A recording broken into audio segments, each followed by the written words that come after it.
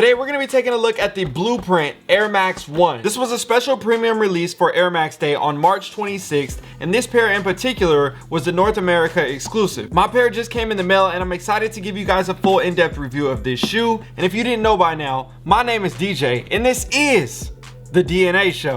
On this channel, I love breaking down different shoes, giving you in-depth looks on sneakers ranging from GRs, premium releases, and especially rare player exclusive samples. So if you haven't already, consider subscribing and joining the DNA fam. We are on our way to 1 million subscribers and you could be the next one to get us there. So with all that being said, let's go ahead and crack open this box and see what this shoe is talking about. Here you have your classic all red Nike box with the white finishes throughout. It reads Nike Air Max 1 Premium White Dark Marina Blue, size 13, just for me. And retail on these was 160 bucks. Now we didn't get a special box, so hopefully they did their thing when it comes to the shoe. Cracking open the lid of the box, you have your classic standard white paper, and then you got the shoe. Oh, you got the shoe. Okay, first impressions of this sneaker, I gotta touch it first.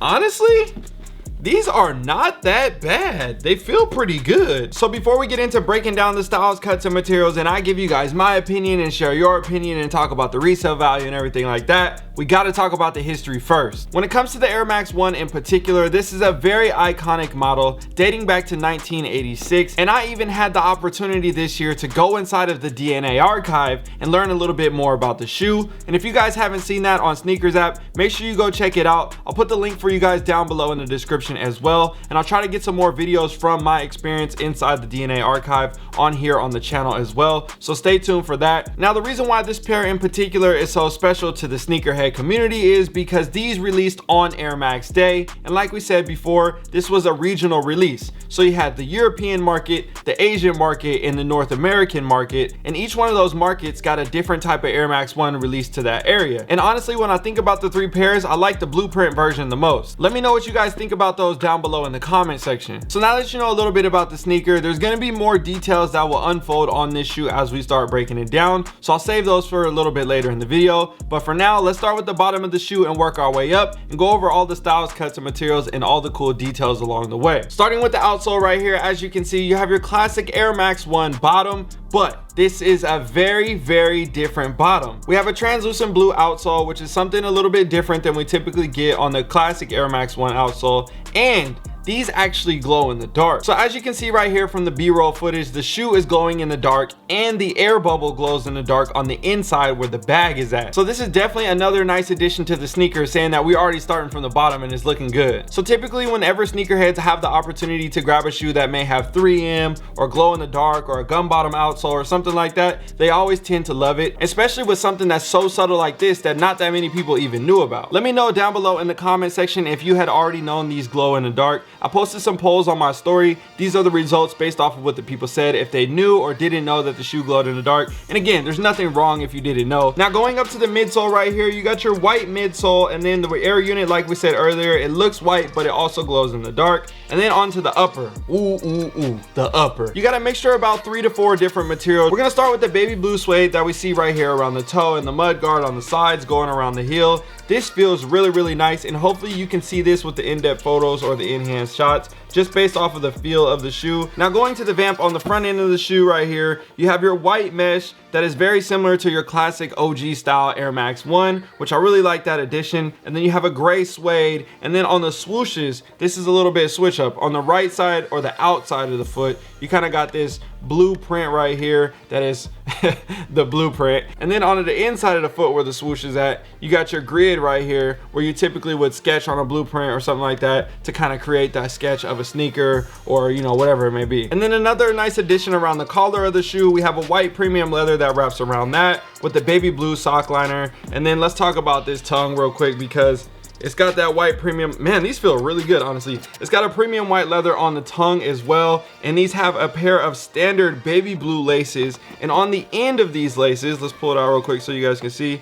Pause. But this is 3/26, the date of Air Max Day right here. So there may not be any major branding that says Air Max Day or has the date when it comes to the actual sneaker that's on the shoe. Now these come with an additional pair of white laces. They do look more premium than your standard laces. They don't have any additional branding or anything like that. I think these could look really good with the white or the blue laces. Honestly, right now they look good with the blue, but but I have seen some shots with them with the white on there as well, and they look pretty good too. Let me know which laces you guys will rock down below in the comment section. Now let's talk about the back end of the shoe real quick. So if you look at the heel right here, you still, like we said earlier, have your same premium patterns when it comes to the suedes and the leathers, but you have an embossed world kind of stamped here behind the Nike Air branding, and that is on both heels. And honestly, I think that's a very nice touch, another subtle detail that sneakerheads always love. Now when it comes to the insole of these shoes, it has this sketch kind of bringing the model of the Air Max 1 together, and then it kind of translate into like America, and then you have the world on there. It's kind of interesting to see how the blueprint of the sneaker became a part of the country, and then that became a part of the world, and everybody loves it all throughout, not just the country, but the entire world. Now before we get into the thoughts and opinions and the full resale value and everything like that, we got to talk about a couple more details on the shoe.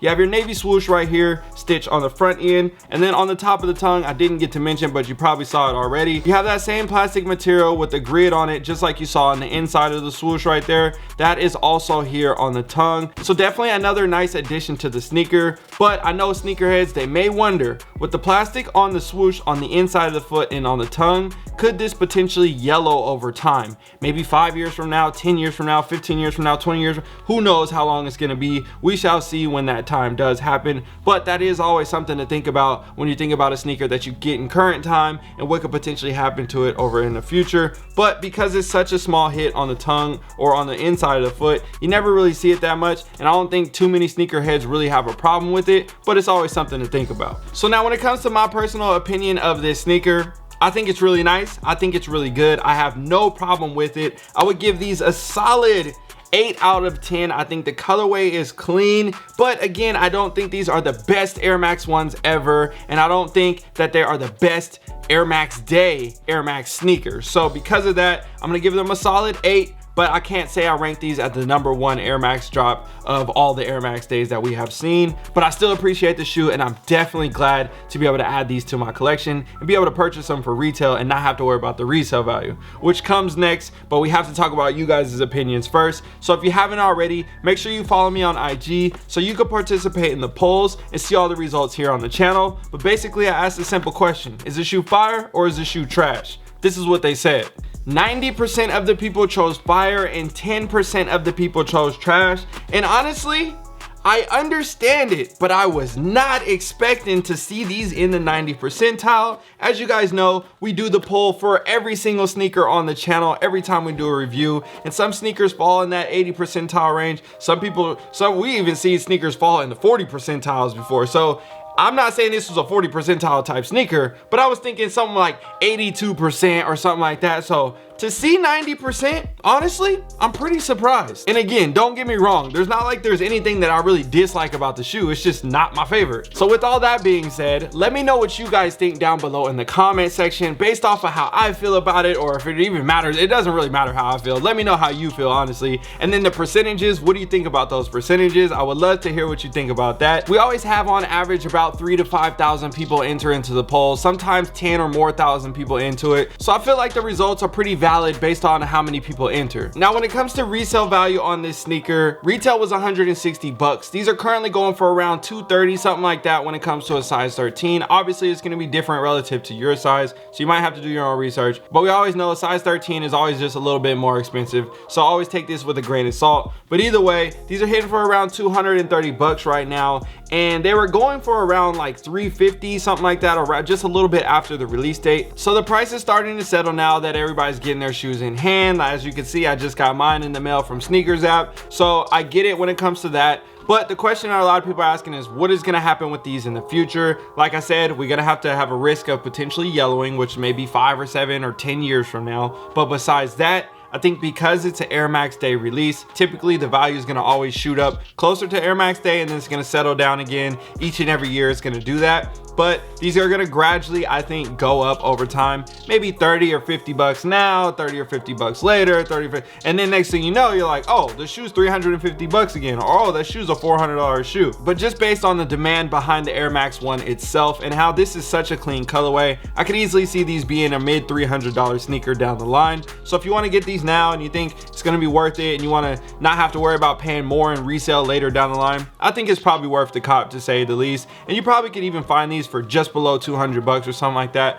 Spend a little over retail and not have a problem with it. Let me know how you feel down below in the comment section. So with all that being said, don't forget to enter for the PS5. I'll make sure I have the link for you guys down below in the description. This will be exclusively available to the DNA fam members. I want to make sure that you guys have a chance to get something dope. And I also have sneaker giveaways every single month to the DNA fam members. So if you want to be a part of the DNA fam, join the Vibely community. The link is down below in the description. I'll see you guys in another one. All right, y'all, I'm out.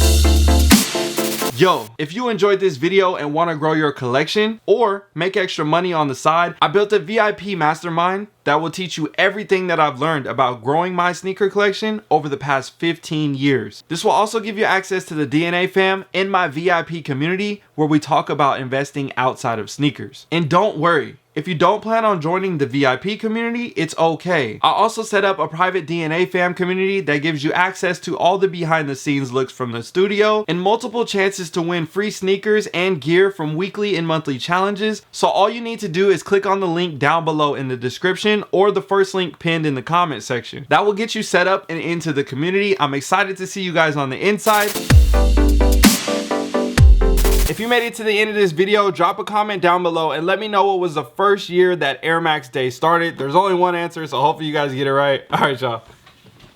Hey, and no Googling it either. Let me know your true, honest thought. Like, I don't want to see you cheating on Google and trying to figure it out. Tell me what you really thought it was.